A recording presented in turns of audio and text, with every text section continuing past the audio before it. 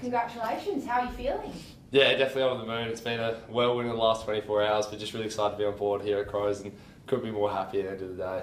Has it kind of sunk in yet, the reality that you could be playing AFL footy as soon as next year? No, it definitely hasn't. Like, it's a dream you have, since you're a little kid, and then waking up this morning, you're still pinching yourself, and really, I just could not be more grateful and just really looking forward to getting cracked into it. You had a big reaction last night, getting your name called out. Can you just take us a bit through that and the emotions? Yeah, so I was watching it with the family, and obviously you don't really know what's happening, so you're all sort of tuned into each pick, and when it happened, we all just sort of jumped on each other, and we were just overawed.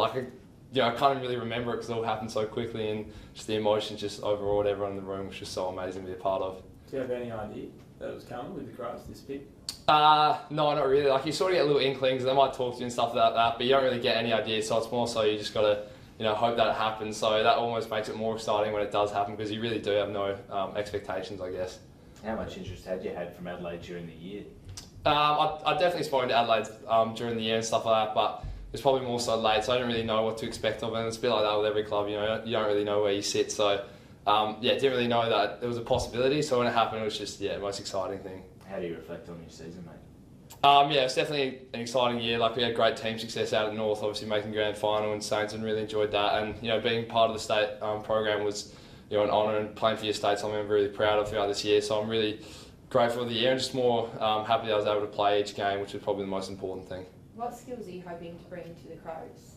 Hopefully just work rate is the most important thing for me. I think just being someone that works hard and just gives my all, and hopefully, down the line that fills a role in whatever way possible, and just contributing as much as I can to, hopefully a successful team. You've captained your team at Saints. Would you see yourself kind of having those leadership qualities as well? I think it's definitely something at the moment you sort of just get to the club and you got to try earn your stripes, and I think if that's something down the line, you got to try earn it before you can start thinking like that. So I'm sort of focused on just trying to make an impact and make sure that I get to the club and get around the boys and settle in and try and make an impact. How are you going to go with that sort of thing? Like, a lot of young blokes, they come in here and they zip their lips and try not to step on any toes for the first couple of years. Do you think that you've got it in you to sort of pave your way and earn the respect, but still, bark a bit here and there?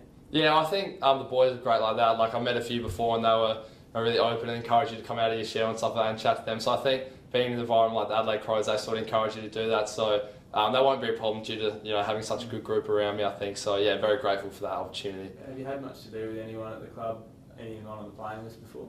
I met with Riley Bryan once earlier throughout the year, which is pretty exciting. Now, to think that we're training with each other and stuff like that, it's a pretty awesome experience. So yeah, once again, just really grateful. So you're coming in sort of cold in terms of like mates or friendship groups or whatnot? Yeah, in a way I sort of am. So I guess that's part of the excitement, like meeting new people and stuff like that, and being involved in the AFL list, and being watching these players and how they become such great players, Sloaney, all the rest of it. So I'm really excited. How was it meeting the boys and the skipper today? Definitely a really exciting experience. At the end of the day, they're just guys, and they get around you as a person, which is the most important thing. So at the end of the day, they're all great people, which is the most important thing, which is awesome. How would you describe yourself as a player? I think just the main thing is just someone that works hard and just bases my game off work rate and trying to get to as many contests as possible, and just fulfilling a role for a team whenever's necessary to win, I guess, in a way. Bit of a ball magnet as well.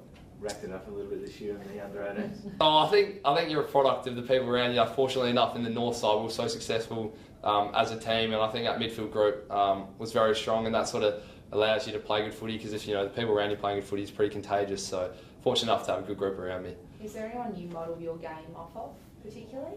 Not particularly. I think in the AFL system there's some great players that you might watch how they go about it and stuff like that, but you sort of want to develop yourself as a player, and for me, like I said before, it's that focusing on that work rate's the most important thing first and foremost, and then whatever comes with that happens, I guess. Who are you most excited to learn off of here? There's definitely a few you watch growing up, like Sloan I mentioned before, and Texan and stuff like that. So there's plenty of players, obviously being an Adelaide boy, that you've seen growing up. So all the players have got a bit of interest into watching and stuff like that. So I'm really excited for the opportunity. Have you always been a Crows man, or? I'm actually a Collingwood man, so that'll change as last night. So I'm big time Crows fan now. So. How happy is your family that you're staying in Adelaide?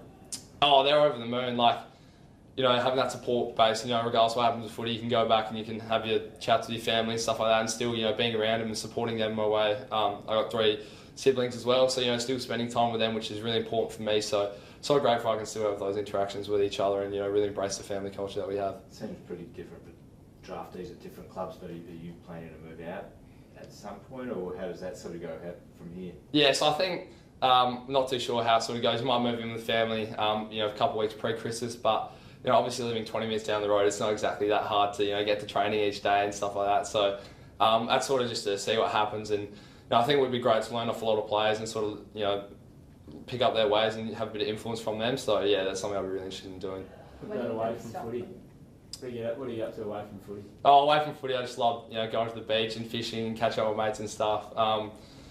You know, just doing things socially, playing basketball and stuff like that, just being active I think is the most important thing, keeps your mind ticking away from footy, and I think when you come back to footy you're feeling refreshed when you have stuff like that, so yeah, most important thing helps with footy. As soon as we hear fishing, we instantly would put you in a boat with Ned McHenry, I would have thought. Is that something you've pondered? Oh, I've heard he's a massive fisherman. He'd be awesome right there fishing with. He's pretty good. I'll follow his Instagram, he's catching some big fish. When are you going to be training? Have you found out yet?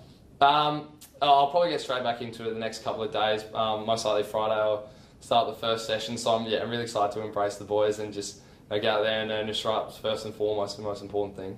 And to come aboard with Max as well, you'd obviously know Max through the system. What's that going to be like? Yeah, that was absolutely awesome having Maxie here. Like, we obviously did a lot of the state stuff together and we're good mates. So hearing that he's going to be there with me obviously is a great feeling for both of us. And, you know, regardless of what happens, we're going to be good mates throughout the whole process. We're going through it together, so I'm really excited. Initial conversation with Nixie or any of the coaches, leaders last night? Anyone give you a ring? I had some of the coaches pop around last night after it happened. That was a really awesome experience. But, you know, I just sort of focused on who I am as a person and letting, you know, this period sort of soaking it up and stuff like that. And then, you know, what happens with your footy from there probably follows the next couple of weeks. How early can you be like, I want to play, in my mind at least, I want to play round one or something like that? How early can you get to that stage in your mind?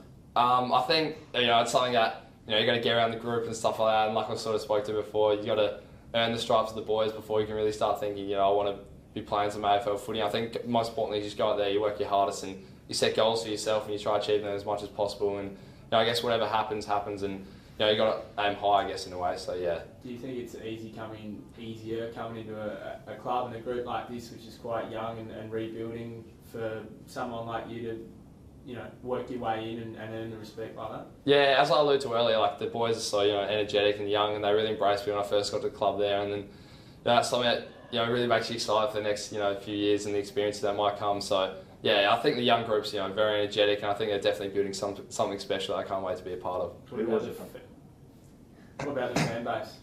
I imagine you've probably had a few people trying to slide in your DMs and everything. Like, have you already noticed the fanatic pros getting around you? Well, obviously being Adelaide boy, there's so many pro supporters going around. So yeah, having that support is always really awesome, and having those mates that, you know, really rap for you and care about, you know, the moment, which is always really important. And, you know, I guess I'm now a Crows man, so I absolutely love the club. So yeah. Who was it from the coaching setup or players that actually came around last night? It was so obviously Matthew Nix, Kelly came over, and then Adam came over as well. So that was basically half an hour after the moment. So it was pretty surreal that I handed the Guernsey over and stuff like that. So I couldn't have been happier. Is it like opening the door to Matthew Nix?